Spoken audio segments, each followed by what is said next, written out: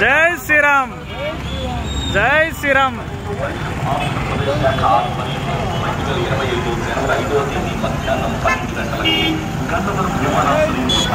జై శ్రీరామ్.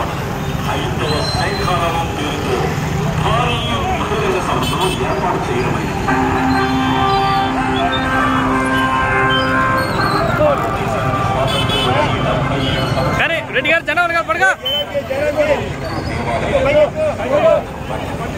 దేవాలయాల్లో అన్య మతస్థులు ఉద్యోగులుగా వ్యాపారులుగా పనిచేస్తున్నారు. దేవాలయ సంపదలు, ఆస్తులు, ఆభరణాలు, భూములు అన్యాక్రాంతంలో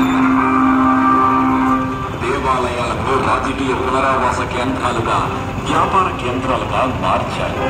దేవాలయాలు హిందూ సమాజం నిరంతరం దాడులకు గురవుతున్నాయి. దేవాలయాల ఆదాయాలను హిందూ ధర్మ ప్రచారానికి వినియోగించకుండా పాలనా కార్యాలకు వెచ్చేస్తున్నారు. ఇవన్నీ మారాలంటే హిందూ దేవాలయాలకు స్వయం ప్రతిపత్తిని ప్రకటించాలి. ఇది జాతీయ స్థాయి సమస్య. హిందూ దేవాలయాలకు స్వయం ప్రతిపత్తి కల్పిస్తూ ఒక పటిష్టమైన హిందూ ధార్మిక వ్యవస్థను ఏర్పాటు చేసి వాటికి దేవాలయాలు అందించే విధంగా చట్ట సవరణ చేయాలని కేంద్ర, రాష్ట్ర ప్రభుత్వాలను కోరుతూ విశ్వ హిందూ పరిషత్ 2025 జనవరి 5వ తేదీన విజయవాడలో లక్షలాది మందితో హైందవ శంఖారావ సభను నిర్వహిస్తున్నది.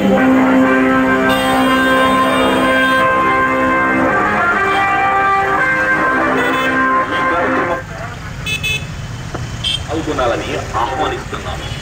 రండి, రండి. ఓ హిందూ